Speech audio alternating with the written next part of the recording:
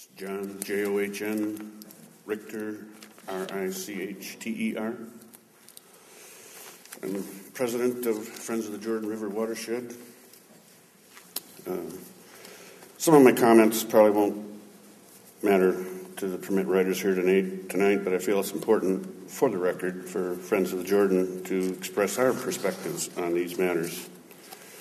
I'm happy to hear a number of the Bay Harbor residents speak out against the tanker trucks. We too had issues with that. We were to be on the receiving end of those trucks and their cargo untreated. I doubt Friends of the Jordan would be here tonight, and I doubt this meeting would even be taking place had CMS not proposed to drill a Class 1 industrial waste injection well in Antrim County in which to dispose CKD leachate from Bay Harbor. That action sparked a lawsuit in circuit court by Friends of the Jordan, Star Township, and Antrim County. The judge in that case issued an injunction against the drilling of that well, which opened the door to negotiations to find better local solutions to the contamination at Bay Harbor. Those negotiations have led us here tonight.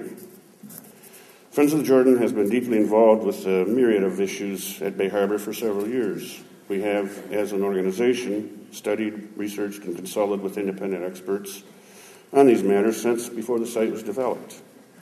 Our investigations have revealed the obvious, that this site should never have been developed without first removing or containing the CKD. Furthermore, historical documents show that this was not some innocent oversight, but rather a calculated gamble and a risk. From the beginning, mistakes and poor judgments were compounded by shoddy science, denials, and lax oversight. Things radically changed when caustic CKD leachate was discovered along the shoreline at Bay Harbor and forced a public health advisory closing the beaches. EPA intervened and in 2005 issued an administrative order of consent, thereby setting in motion a process to remediate the site.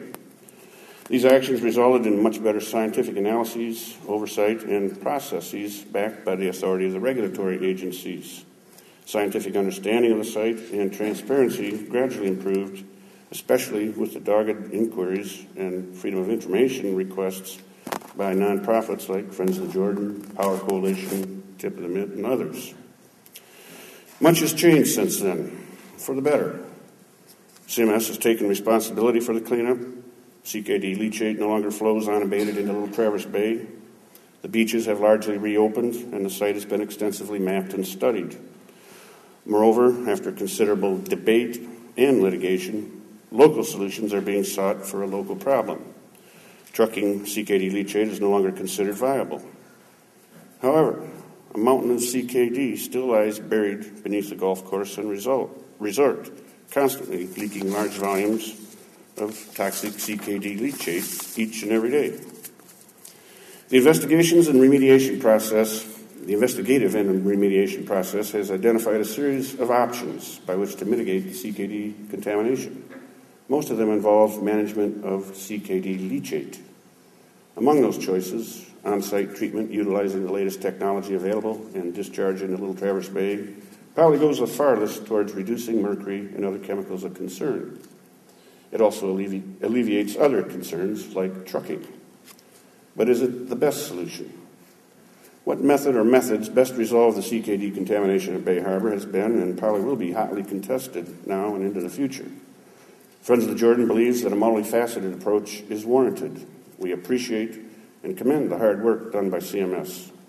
We also endorse EPA's 2005 Administrative Order of Consent, which calls for the removal, isolation, or containment of the CKD. We believe that more emphasis should be applied to the management of CKD before it comes into contact with groundwater, thereby precluding the need to collect, treat, and dispose of CKD leachate. One of the guiding principles when remediating contaminated sites is containing or isolating the source.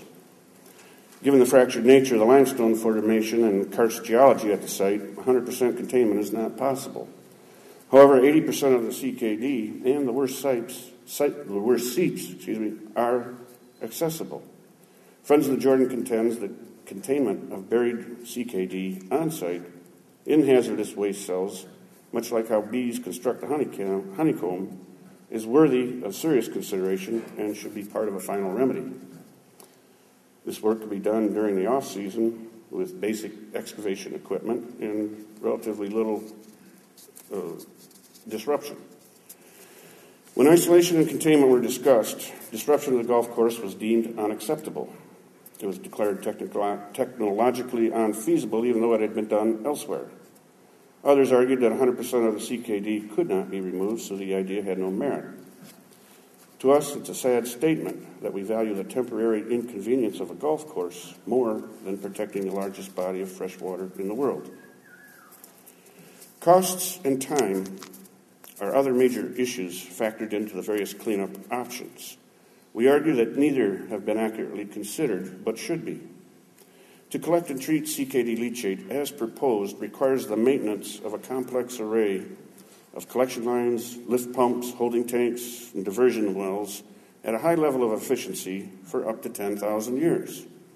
That's how long it could take for the 2.5 million cubic yards of cement kiln dust to finally leach out. Yet EPA only requires costs to be projected out for 30 years. Clearly, this cost analysis is unrealistic.